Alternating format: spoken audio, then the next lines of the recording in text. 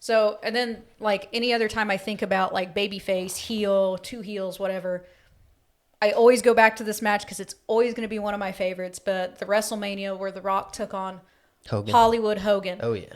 Hogan is technically a heel because he's with NWO. NWO are heels. We all know this. The Rock was babyface at the time. They had that match, and you can literally, if you go back and watch that match where they face off for the first time, you can hear the shift in the audience cheering from The Rock to all of a sudden they're cheering for Hogan, and it ends up bringing Hogan back to a good guy and switching The Rock to a bad guy. Yep. It was very, very cool. Love it. One of Yep. my favorites. Yeah, because Hogan ended up getting attacked after that match, didn't he?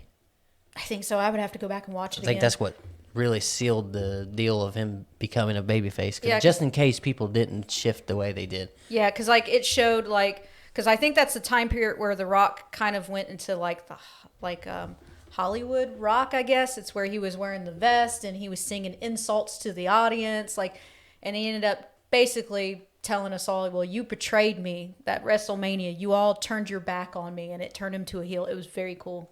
Love it. Love you, Rock. Yeah, there's a really cool, back in 2013, I believe, Dolph Ziggler and Alberto Del Rio did a double turn. This was after the Money in the Bank cash-in that everybody went nuts when he come out. Like after the post-WrestleMania crowd really is what turned Dolph Ziggler babyface at that point, because it was like the cool thing to do is to cheer Dolph Ziggler after they saw that crowd do it.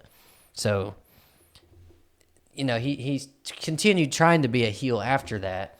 And then leading up to the pay-per-view, he was still a heel. And then during the match, and even the announcers were kind of taking Dolph Ziggler's side. So even if the crowd didn't really, and it was very, I don't know if it was intentional or not, but if it was very brilliantly written. Well, I think that was the same with like, and I correct me if I'm wrong, but I remember like back in 2006 when DX was supposed to return, I believe Triple H and Shawn Michaels separately were originally heels, and they kept getting screwed over by Vince in one way or another. Both of them kept getting screwed, and it led to them coming back together as DX, and then all of a sudden they're baby faces again.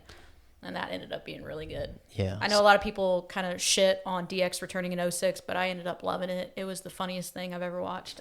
Yeah. But what happened during that match was Alberto Del Rio kept kicking him in the head.